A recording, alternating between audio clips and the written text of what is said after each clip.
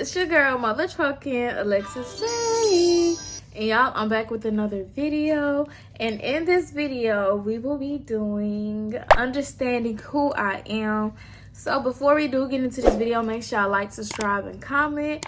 And welcome back to another episode of my healing diaries. I know it's been a while since I've done it, but I'm definitely going to start my healing diaries back up because we all need to heal in our own way, shape, fashion, and form. So without further ado, let's get into the video.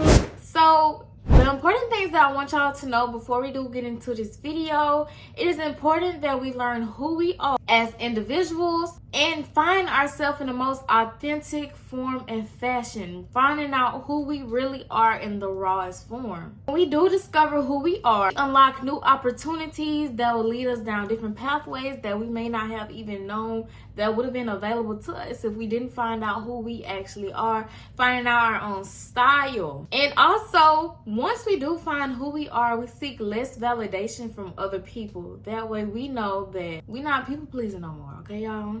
And also, finding out who we actually are allows us to miss out on crises that can vary from different things, like having like an identity crisis. And although life is full of trials and errors and different type of trials and tribulations that may come, y'all, it's all about learning and growing and pushing through, because at the end of the day, although the situation may look like it's hard to get through, we still end up making it through.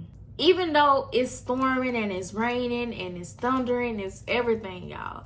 At the end of the day, there's always rainbow at the end of those thunderstorms. And also, y'all, the last thing that I want us to know as well is learning and understanding who we are makes us more confident. It allows us to find our purpose, and it allows us to see the world differently and like a different point of view. So, yeah. With all that being said, let's get into the video and break it down so we can understand who we are, okay? Let's take the time to be in our thoughts. This is our alone time. Being alone and being in our quiet time is so necessary on this journey when it comes to healing and when it comes to finding out who we are, y'all. So take this time to be alone with yourself, to be alone with your thoughts, to think about what it is that you actually like, y'all. Sit down in a calm environment, get into your thoughts and start thinking about the things. Start thinking about yourself and start evaluating yourself, like the things that you do like and the things that you dislike.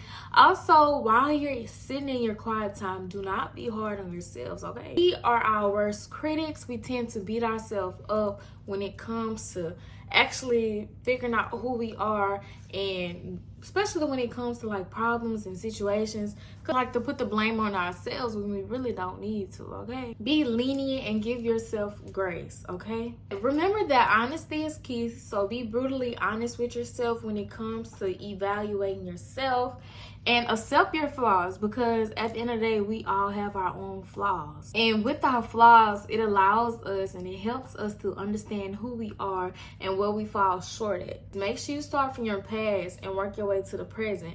And write down like the different ways that you use to overcome circumstances. And write down like your accomplishments, write down your flaws, just write down every single thing, okay, y'all? Now, I want you to realize who you are, not the made-up version that you created of yourself. I know majority of times we sit down and we like to think like, where will we be a year from now or 5 years from now?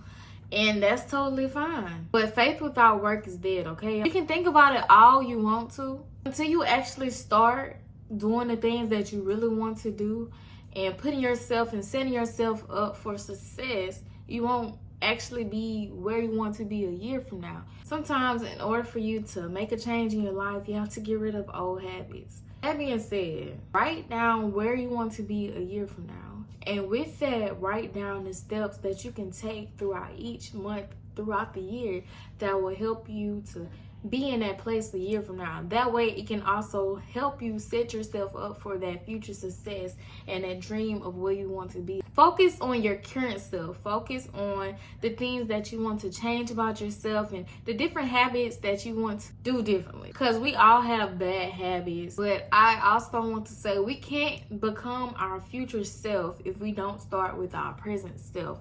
Meaning we have to take care of ourselves now, like old habits and stuff. It allows us to see ourselves in our rawest form, and it allows us to grow, and it allows us to change.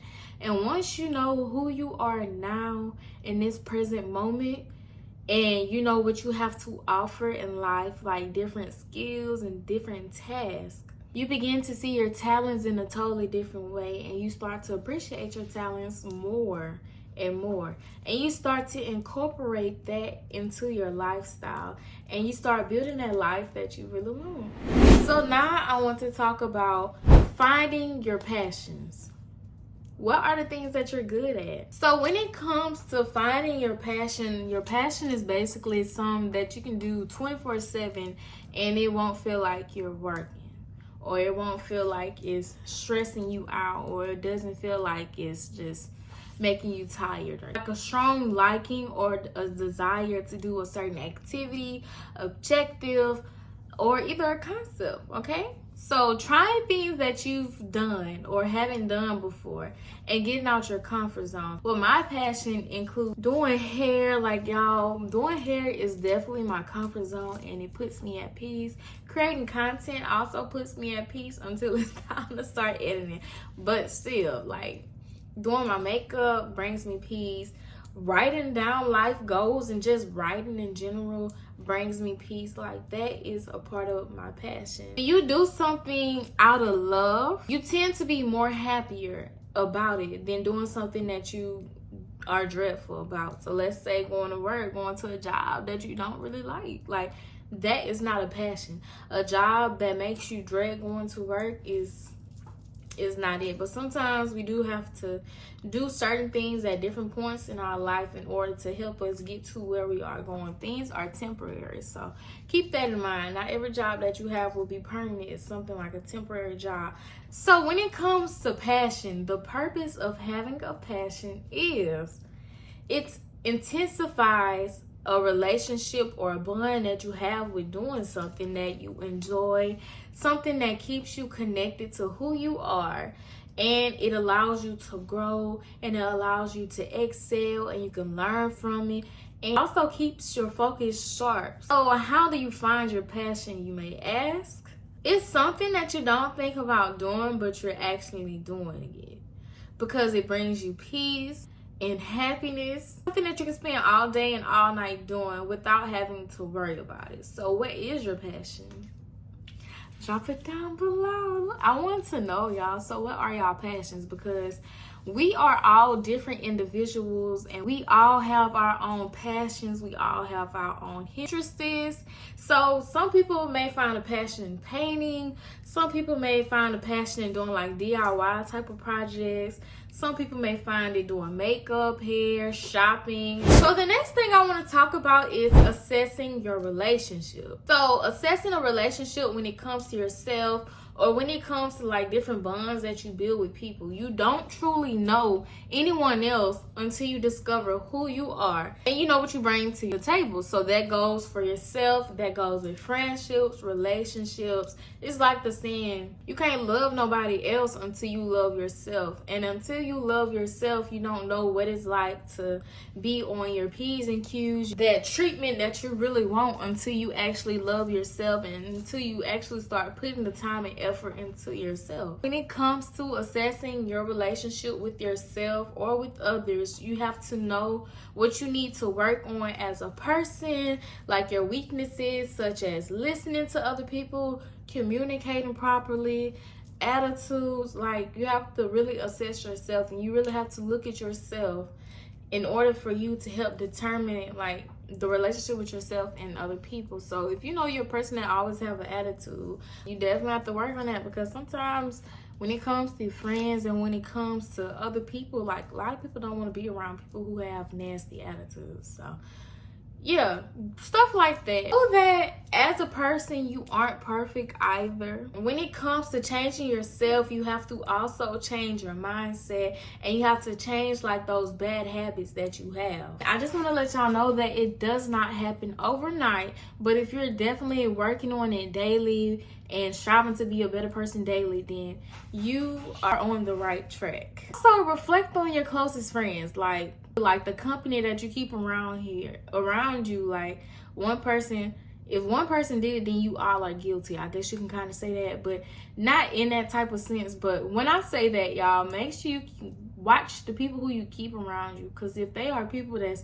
not doing or not in a place that you want to be in life, then it's time to cut them off. Because in this lifestyle, you have to surround yourself by like-minded people, because it's so easy for us to get off track, and it's so easy for us to fall into a place in life where we don't want to be. So you have to surround yourself by people who's motivating you, people who's encouraging you, people who's doing things that you want to do, people who's able to educate you, people who's also able to help you learn and grow. So with that being said, assess the friends that you keep around, assess your company, watch the people that you are keeping around.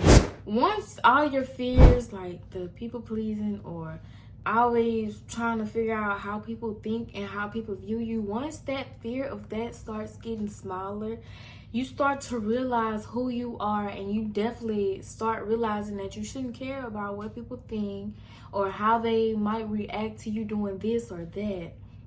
And it also brings you more purpose to your life. It brings a form of stability. It brings you peace.